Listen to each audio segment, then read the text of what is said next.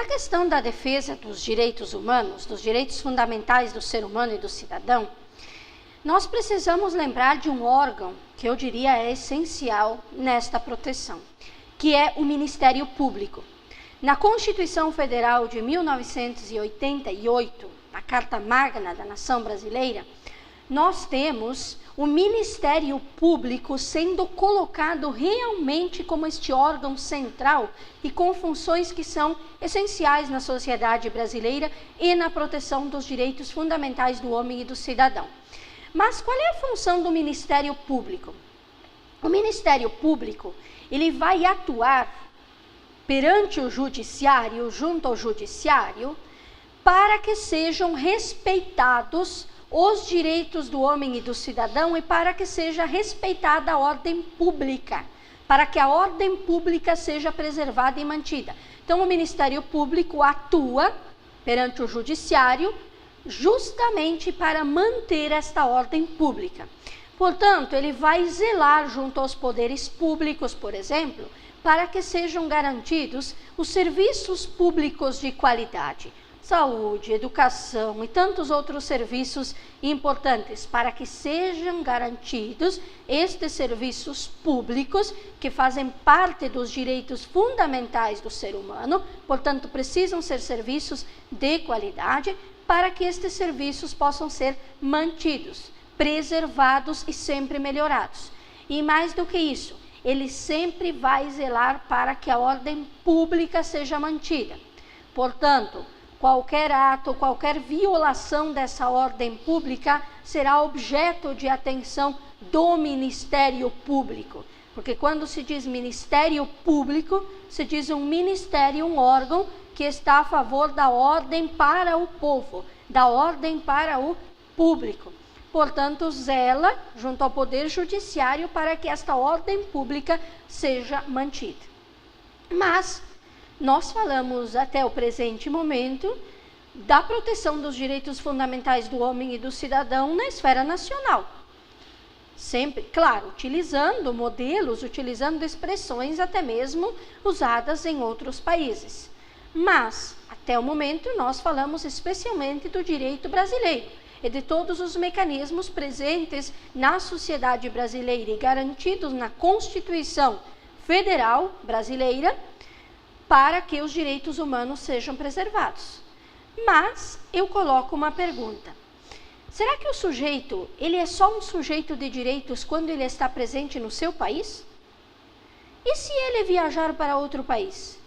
E se ele não estiver na sua nação, no seu país de origem, e ele se sentir violado em seus direitos? Será que ele tem proteção na esfera internacional? Será que ele tem proteção pelo direito internacional? Ele tem proteção na ONU, na Organização das Nações Unidas, já que a Carta Magna dos Direitos Humanos, a Declaração dos Direitos Humanos, ela advém de uma Assembleia da Organização das Nações Unidas. Mas será que o ser humano encontra junto à ONU, o cidadão encontra junto à ONU a proteção dos seus direitos fundamentais? Nós precisamos lembrar que, assim, uma proteção, digamos assim, ainda que muitas vezes uma proteção na esfera política, não tão extensa, não tão ampla, mas sempre sendo mais ampliada, mas há sim formas de proteger os direitos fundamentais. E principalmente no plano regional, nós poderíamos dizer que há vários órgãos, várias comissões que são encarregadas de proteger esses direitos fundamentais. Por exemplo, nós poderíamos falar da Comissão Interamericana dos Direitos Humanos, que, por sua vez, faz parte do Sistema Interamericano dos Direitos Humanos. Mas para quem esta Comissão Interamericana dos Direitos Humanos tem o seu olhar voltado? Para aqueles países, aqueles estados-nação que fazem parte da chamada OEA, Organização dos Estados Americanos. Ora, há vários países, há vários estados-nação que compõem a OEA, que compõem a Organização dos Estados Americanos. Inclusive, o Brasil adere a esta comissão e é também olhado por esta Comissão Interamericana dos Direitos Humanos. Mas o que pretende a Comissão Interamericana dos Direitos Humanos? Primeiro, zelar para que os direitos humanos sejam preservados nos países da América. E, é claro, para que eles sejam preservados, é preciso conscientizar estes países da América sobre a importância dos direitos humanos, a importância de que estes direitos sejam preservados, respeitados, e por que eles são direitos tão fundamentais do ser humano.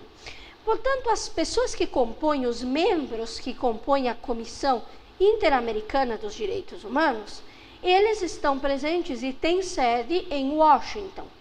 Mas não significa que ficam apenas lá. Para que possam conscientizar os países da América acerca dos direitos humanos e possam também garantir a preservação desses direitos, muitas vezes estas pessoas, estes membros, são designados também para fazer visitas a órgãos importantes deste país e que sejam também responsáveis por resguardar, por preservar os direitos do homem e do cidadão. E é claro, a partir desses órgãos competentes do Estado-nação, preservar esses direitos, disseminar a conscientização acerca desses direitos. Mas como é que funciona essa Comissão Interamericana?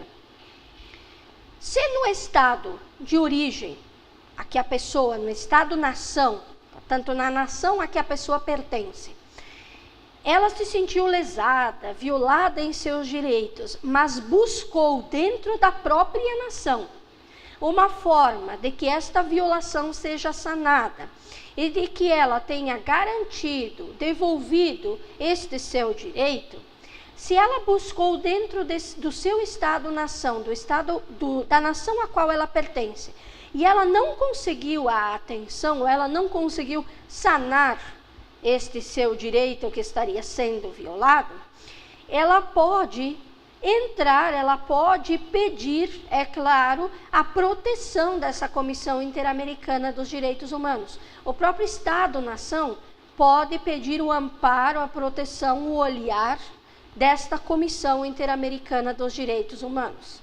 Então, é claro que sempre se esgotando todas as esferas dentro do próprio Estado-nação, que é o primeiro responsável por estes direitos do homem e do cidadão.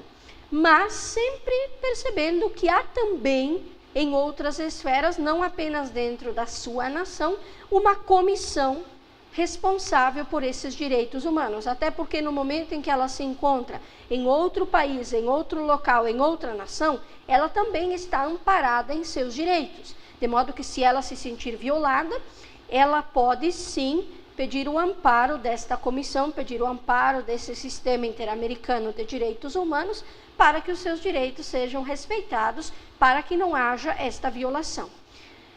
Perceba que os direitos humanos são algo, portanto, tão natural, inalienável, intransferível, universal, individual, algo fundamental para o ser humano, que eles são protegidos não apenas na esfera nacional, mas também na esfera internacional.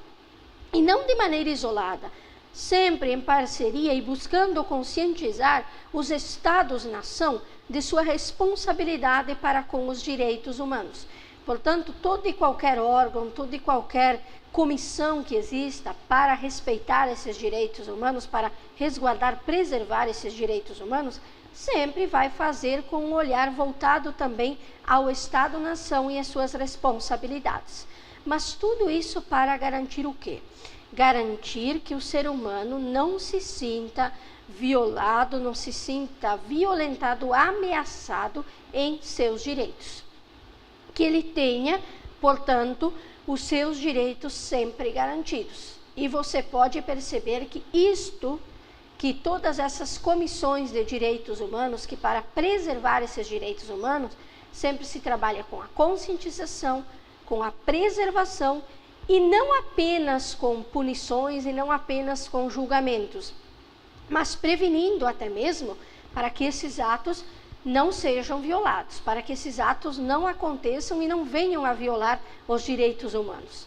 Portanto, se trabalha na esfera da política, na esfera da sociedade, na esfera econômica, em todas as esferas, para que juntas possam garantir que esses direitos humanos realmente venham a ser respeitados, preservados. Portanto, você entende que, a partir de nossa aula, a partir do que estamos falando, não é apenas o direito brasileiro, não é apenas na nação brasileira que ele encontra proteção, porque já na nação brasileira há muitos mecanismos de proteção dos direitos do homem e do cidadão, mas também na esfera internacional.